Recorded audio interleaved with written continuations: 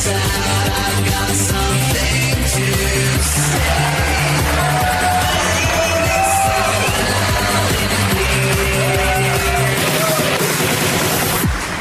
and welcome to Banter, the panel game where we try to establish what's hot and what's not. I'm Andrew Collins, and joining me to hammer out top threes in categories covering anything from Benny Hill to Brokeback Mountain are Chris Addison. Hello. Natalie Haynes. Hello. Richard Herring. Hello. And Will Smith. Hi. OK, before the show, each of our panellists was given a different category. They were asked to write down their top three for that category and to put their answers into a noisy envelope. Between the rest of us, we'll be trying to come up with top threes for each of these four categories, one by one, with points scored for good suggestions, good objections, and for naming any of my personal favourites, at which you'll hear this. Which, fingers crossed, should cause any dogs listening in to start salivating. So let's hit the ground running and charge straight into our first top three. Our first category is your top three poets. Now, in each round, whoever filled in the envelope for that category sits out the chat. In this case, that's Natalie Haynes. So if you'd sit this one out, please, Natalie. And Will Smith, we'd like to start with you, please. Well, I suppose poets are kind of just people who really just speak the truth. So I'd like to give out a big shout to my brothers Tupac and Biggie. Theirs was an unconventional poetry, but it was off the streets, and it really did speak to me when I was growing up on the lean, mean streets of Jersey. I can't really carry it off, can I? No, I mean, the closest thing I've got to rap in my record collection is actually Ghostbusters. So I'll go for the greats, really. Wordsworth, Browning is great, and I quite like Byron, but not really. I don't really know the poetry that well. But just, he's a guy's guy, you know. He wrote poems, he went to fight in a war against the Turks. He wore blouses. But he was still a man. I mean, he basically was up anything that moved. Really was the sort of guy you wouldn't want standing behind you in an orgy. You've got to love him. Andrew Marvell, as well. Yeah. Anyone know him for Ode to His Coy Mistress? Yeah, if we had but world enough and time. Yes. Which is, oh, get lost. Hang on. The first recitation, I think, of this round gets a point. I had to print it out. I'm really impressed you know it. He's basically a man going, get him off. Yeah. So essentially saying, right, you'll be dead. Seriously, you'll be dead. So let's do it. What's this bloke's name again? Andrew Marvell. Andrew Marvell. Completely missed this bloke at school. He wasn't at school yet. Oh, wasn't he? Yeah. No. Richard Herring, you went to a well-known university. I studied history, though, so that's not much use in this Many round. poets were in the past. They were in the past, come on. I like the greatest living Englishman, I think, who should be Poet Laureate, John Hegley. Yeah. I've got to give you a point there, because the audience went, hey. He's great. This is my favourite. It's a very short poem where the title's longer than the poem. That's what I like him. Luton, a poem about the town of my upbringing, the conflict between my working-class origins and the middle-class status conferred upon me by university education. I remember Luton as I'm swallowing my crouton. It rhymes and everything. That's a proper poem. Perfect. And I like John Donne, who's another metaphysical poet. He's all about the ladies as well, isn't he? He is. I like him before he got religious. It's exactly the same thing. There's a poem called The Flea, which is about persuading women to have sex with them because they've both been bitten by a flea, so their blood's already mingled together, so they might as well have sex. That is quite a lame argument, isn't it? He's obviously tried the I quite like you angle. He'd be better off going, here's a hooch, I'll pay your bus fare. Chris Addison. I like the war poets, which I feel we've not really had a great deal of that in the current... There's not been a lot of war, and I think war poetry has been basically killed by text messaging. Essentially, there's no need for it in the Iraq War. If Wilfred Owen was writing now, it would be more kind of passing bills to these is sad emoticon send. Clinton's cards, they've got some nice beautiful. I also like Philip Larkin for his curmudgeonliness, and I like the fact that he's a brilliant poet who really challenges people by being so very unlikable. Since I first came across him as a poet, more and more in his letters and in his biography have come out that make you go, oh, you horrible man. So you're really challenged to make a life and art. It's like Mein Kampf. You have to work at liking it. You know, you read about the guy, you think, oh, I'm not sure about this, but it's brilliant. The characters are great, and you'll never predict the ending. Edward Lear is rubbish. Yes. It's meant to be rubbish, though, isn't it? No, he's really just bad. Rubbish. You think? Well, like he writes limericks, and it's got the same word at the beginning, the first line, and the last line. Yeah, you're right. He should have thought ahead of his time. But he did do the wasp one, which is good. What's the that? one was a man from St. Bees who was accidentally stung by a wasp. When asked, does it hurt, he replied, no, it doesn't. I'm just glad that it wasn't a hornet. The two rubbish poets that you like when you're a kid are Edward Lear and Spike Milligan, aren't they? Yeah, Spike Milligan's good. No, Spike Milligan is a genius, but his poetry's rubbish. I bought a big book of it to give to my goddaughter, and I thought, this would be nice, I'll read through this again. Rubbish. Rubbish. Maybe he's just tapped into something that I can't quite tap into. Did she like it, though? She's more a fan of the Goons, to be honest. She likes early Q. She's not really into the poetry. Milton, I like Milton and Paradise Lost. It's a very long poem. There's only one good bit in it where Satan goes, only in destroying find I-E's. I-E's? I-E's. I-E's? You know, I-E's. No, ivory, like except Germans to see. being shot in old comics. Yeah. I-E. Yeah. That's the universal death That's what rattle. Milton was talking about. William Shakespeare wrote some poems. Rubbish. He's Rubbish. good. He's like the sort of 16th century Milligan. Blow winds and crack your cheeks. Come on, that's just a fart joke in the middle of Lear. I like the one where my mistress's eyes are nothing like the sun. Have you seen that sonnet? Where he kind of chances his arms by trying to say that she's not all that attractive, really. If hairs be wires, black wires grow on her head. It's taken you going, what? What are you saying, Shakespeare? Watch it. Then at the end he goes, and yet by heaven I think my love as rare as any she belied with false compare. So he kind of tried to trick her into Clawed it back liking at the him. end, as he was probably reading it out and saw her expression. He's misjudged women. It doesn't work to tell them. You Yeah. look a bit rough this morning. Anyone want a quick guess to see if they can get mine before the end of the round? Tennyson. Bob Dylan. Pam Ayres. Great. This She book, talks like someone who's paid to clear up spilt milk at a supermarket. this book, The Best of Pam Ayres, came out in 1992, was reprinted twice. That book is just full of, I wish I'd looked after me teeth. No one's noticed every single I wish I'd looked after. I still wish I'd looked after. I even more now I'm a bit older wish I'd looked after my teeth. Yeah, just shut up and brush. Anyway, Richard Herring got 5 points for saying Pam Ayres, so well Yes. done. He doesn't mind Pam Ayres. You does know, he? in a way, I wish that I hadn't got those points. We now have to get our top threes from everybody. We'll start with Will Smith. Your top three poets, please. Wordsworth, Browning, and Fish, the ex-lead singer of Marillion. Chris Addison. Philip Larkin, Wilfred Owen, and Vikram Seth. Richard Herring. I'll go for Philip Larkin as well. I'll go for John Donne and John Keats. Well, the scoreboard is looking fairly interesting already. You can all score some bonus points if you match any of the answers in Natalie Haynes' envelope. Natalie, your turn now.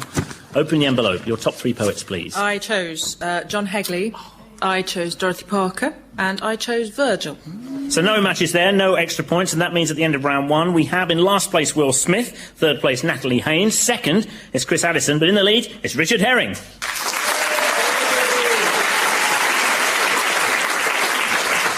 OK, now for one of our quickfire rounds. This one is called Either Or, where we award points not for the answer, but for the reason behind it. Natalie Haynes, you're first. So, Either Or. March of the Penguins or Charge of the Light Brigade? March of the Penguins. It's an inspiration to independent filmmakers everywhere. It took $77 million at the box office. It's the first time in history, I believe, that the Best Documentary Oscar winner made more money at the box office than the Best Film Oscar winner. And that's because it made people who don't normally go to the pictures go to the pictures, the far-right American fundamentalist Christians who never go to the cinema apart from to see March of the Penguins and The Passion of the Christ, which means if you really want to make money, you need to nail a penguin to a cross.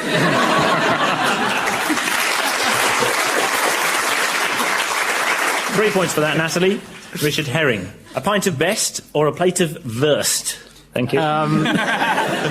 A plate that's Wurster sausages, aren't they? German sausages, and a pint of best is an English beer. This was the way in the war they used to weed out German spies. They gave them that choice of two unpleasant tasting things.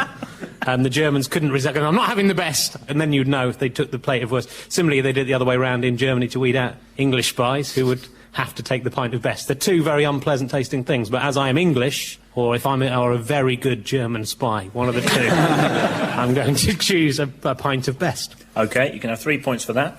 Chris Addison, communism or capitalism? Well, capitalism allows us to live our lives more or less as we'd like to, so long as we have the money and we live in the West, and that's me.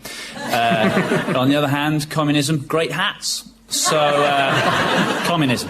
4 points for that. And finally, Will Smith, Terry Wogan or teriyaki?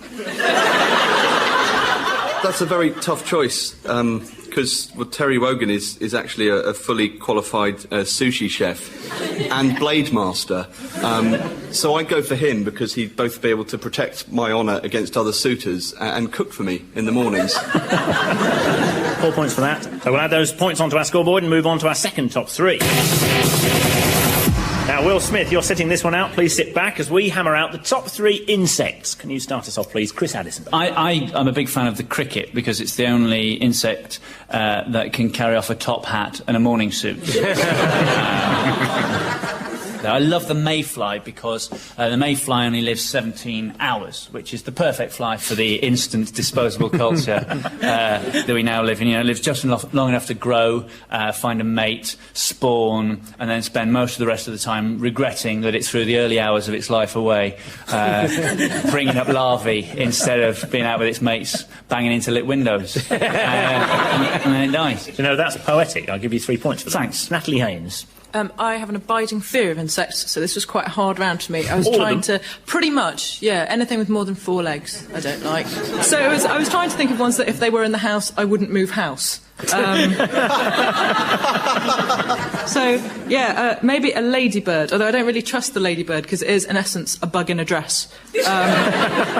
As, of course, is the butterfly. Look how pretty a butterfly, bug in a dress. The ladybird looks nice when it's crawling along. Oh, suddenly the wings are out, now you're an evil beetle. And they attack people. Yes, they do attack people. I was witness to a very rare ladybird phenomenon. This is true. I didn't realise this. I met a ladybird expert in Edinburgh this year.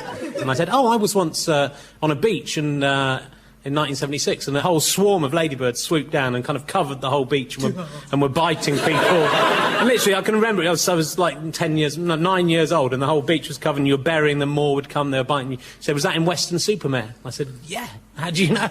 And it's a famous swarm of ladybirds. It must have only happened once. Yeah. And I saw it. I'm the king of the ladybird world. She said, do you want to come and speak at our university? Yeah. Did you say you are the king of the ladybirds? Did you actually say that? I am. I said it and I stand by it. I also fear moths because I think that probably the greatest point of human evolution is the jumper, and the moth is its nemesis. Natalie, I'm going to give you an instant 2 points just for being brave. Richard Herring. The woodlouse is a great insect because it curls up into a little ball to protect itself. Yeah. But that is really stupid because that just makes it more appealing to kids who are its only predator. But it just turns into a little kind of football so you just flick those round. You'd poke them till they rolled up and then you'd flick them around. I was very cruel to insects. They deserve it. But I used to get ants to get onto newspaper and then set the newspaper alight. Stand on the newspaper going, come on, ants. Come on. Come this way. Look at this. I've got a huge leaf for you to carry. I think you'll be interested in this story. Yeah. Come and have a look. In ant circles, I am seen as Hitler. Yeah. The legends of me. The unnecessary murder. I also like the sarcoptic mange mite. So I grew up in the southwest, and so there was a lot of adverts in those days for like farming pesticides and stuff. And one of these pesticides could wipe out boll weevils, sarcoptic mange mites. I've never forgotten. So what does sarcoptic mean? Don't know, but they're coming to get you. We have to wrap that up there, I think. So let us then have your final top 3s. Chris Addison, your top 3 insects, please. Cricket, dragonfly and ladybird. Natalie Haynes. The ladybird, the butterfly and the bee, but I don't like it. Richard Herring, your top 3, please. The bed bug. I think I'll go for the ladybird as well. And I like the dung beetle. It eats dung. What's not to like? Well, let's see if any of you are going to get any additional points. Will Smith, please tell us what are your top 3 insects. Right, ants, because of their social structure and sense of purpose and duty. Bees, because they gave us beekeepers, which are inherently amusing. And ladybirds, because of their books. OK, Will, you got 4 points there for matching up Ladybird with everybody, who will get 1 each, and also B with Natalie. She gets an extra point on top of that. Which means that round 2 leaves us with, in last place, Will Smith, 3rd place, Natalie Haynes, 2nd, Chris Addison, but in 1st place, Richard Herring. Yes! Yes!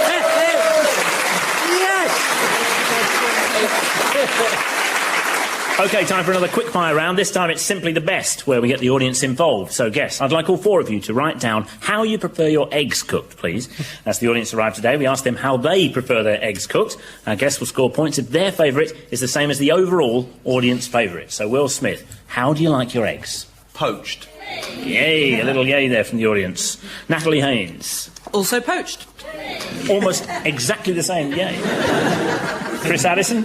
My favourite way is scrambled eggs a la Andy Zaltzman. But nobody here's ever had that. So I'm saying, audience says eggs Benedict. Oh, yeah. That's poached. Yeah, a little Benedict lobby up there. It's poached with posh. And finally, Richard Herring, how do you like your eggs cooked? Scrambled.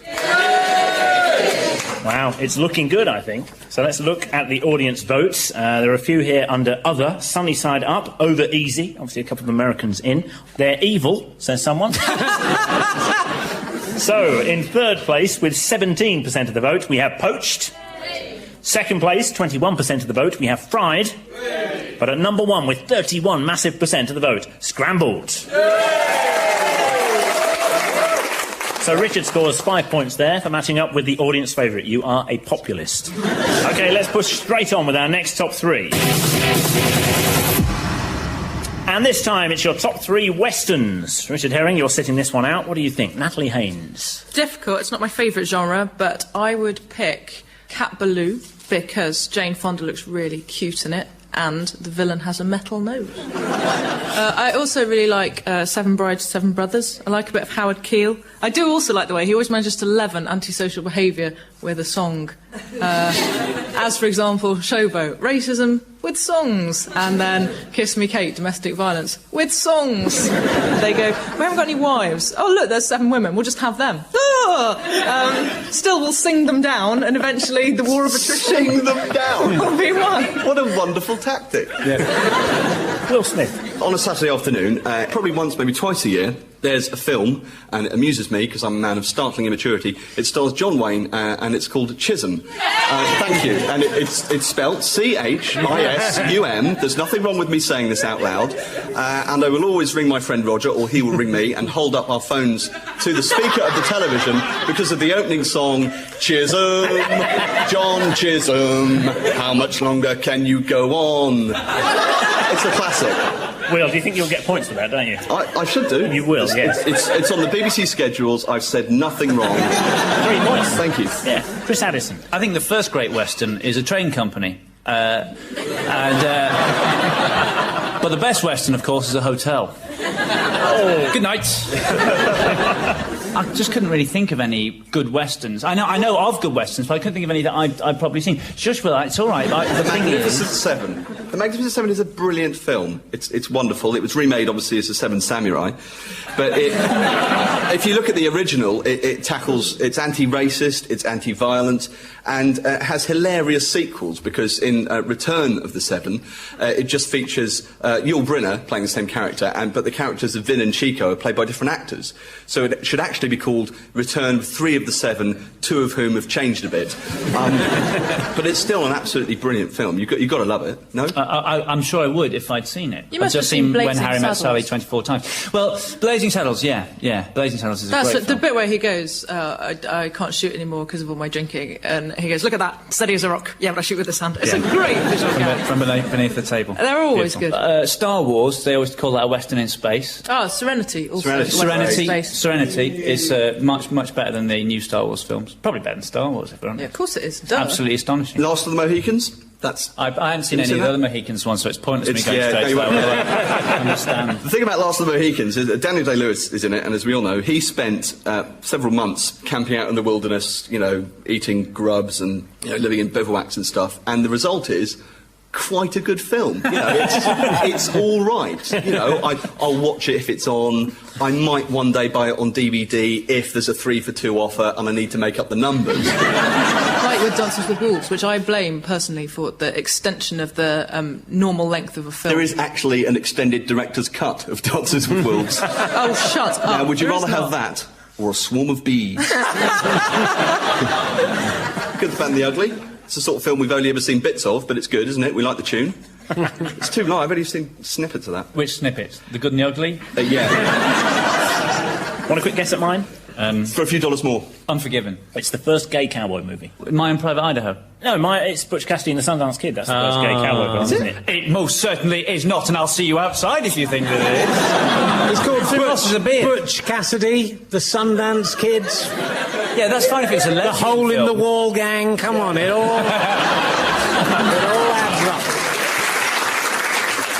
OK, let's have your final top threes then. We have no more time to talk. Will Smith, your top three westerns, please. The Magnificent Seven, The Shootist, which is John Wayne's last film, which he does a great performance in, and Deadwood, because it's just one of the best things ever. Natalie Haynes? I pick Cat Ballou, Seven Brides, Seven Brothers, and Serenity. OK, and Chris Addison, top three westerns. Butch Cassidy and the Sundance Kid, Serenity, and Blazing Saddles. OK, let's see if there are any more points up for grabs. Richard Herring, tell us what are your top three westerns in that Tell you envelope? now, Nat is getting nothing. Number 1, High Plains Drifter. Number 2, Young Guns 2. Not one. Number 3, Little House on the Prairie. Well, no extra points there for matches, I'm afraid. So at the end of that round, we look at the scoreboard and we find that in last place, it's Will Smith. Third place, Natalie Haynes. Second, Chris Addison. But in the lead, Richard Herring.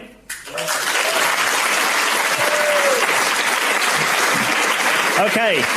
Time for our final quickfire round called Who Would Win? A series of hypothetical bouts of anything from patience to operation. Again, it's points for reasons, not answers. So, Natalie Haynes, who would win a tug of war? The Territorial Army or the Salvation Army? The Salvation Army would win because they would have extra ballast with all their tubas and trombones, etc. And also, I like them better. The Salvation Army is basically full of people going, how can I help people less fortunate than myself, while simultaneously playing the trombone? The Territorial Army is full of people going, no one will ever have sex with me. Perhaps I could work off my frustration by running around in a wood. 3 points for that, I think. Will Smith, who would win at cricket? Mike Batt or Yvette Fielding? It would be Mike Batt, because he wrote one of my favourite ever songs, which is Bright Eyes. Yeah, I often use it to seal the deal with a lady, you know. Bit of bright eyes, show him a few tricks on the Rubik's Cube. Yes, that is Roger Moore's autograph. No, I didn't write in to Will. He likes using different coloured pens. Will, I'll give you 4 points for that. That was an amazing insight into your life. Chris Addison, who would win at snooker, cannon or ball? Well, ball is part of the game, so it's technically not allowed to participate, and it would be difficult for the cannon to rein in its power to a level sufficient to provide the degree of subtlety, spin and variation required for a difficult game like snooker. It would just keep knocking balls off the table, shooting holes in the centre of the D, and so although the ball was not technically allowed to participate, it would accrue sufficient penalty points to win, so ball. That's astonishing. I'll give you 4 points for that, for amazing logic. Richard Herring, finally, who would win at Scrabble, David Letterman or Tori Spelling? You've gone too far now, Colin. Never mock Scrabble. I'm a big fan of Scrabble. Don't use Scrabble in your stupid questions that make no sense. I knew you were going to react like that to this one, so I'm going to give you no points. Scrabble is not something you could ever mock, Collins. I don't want any points. I'll take a blank square for that. OK, we'll add those points to the scores and go straight into our final top three. Chris Addison, you're sitting this one out. The rest of you are after your top 3 things you can buy from a van. Richard Herring, please do start us off. Well, ice cream, I think, is the best thing. The old 2-ball screwball I used to like buying. It's an ice cream cone with 2 bits of bubble gum at the bottom. I like those. Illegal immigrants. I mean, you buy their services How much more... do they go for these days? Well, you know, it's about £20, £30 a day of work. When I used to live in Somerset, you used to have, like, a variety of vans that would come round to your house and deliver, like, bread. There'd be there's a bread van, and there was a fish van. Was it Jesus operating this company? It was very weirdly specific. But they should do that for every product. They can't just have bread and fish. There should be toilet tissue vans. You're right, why is it just ice cream from the desserts that gets a van? Why isn't there an apple crumble van? I'd really like that. Followed by a custard tanker. Yeah. Remaindered books from a mobile library. Didn't get that. I quite like mobile libraries. There's a real kind of like romance to them. If it all goes wrong, I'd quite like to do that, you know, take large print books of Mills and Boon around rural communities. Maybe I'd spark a romance with a local doctor. Be like Out of Africa, but with cats instead of lions.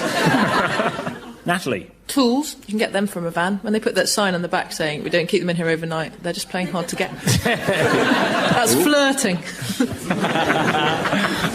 Sunday papers on a Saturday night, because it makes me feel both rebellious and well-informed. And like you can see into the future. Yeah, exactly. Yeah. You know the news before the sleeping people. I do. And Scooby-Doo, you can buy him from a van. Or at least he travels in a van. I reckon they'd sell him. Burgers. That's always a bit of Russian roulette with your health, isn't it? Yeah. The services of the A-team, I'm not sure you pay for that. Yeah. You never pay, they'd never take the money. No. No. You've not got mine, but it's not very imaginative. You haven't got it. Is it fake speakers? Other people's furniture. The No. From a removal van. videos, the Tyres. drink.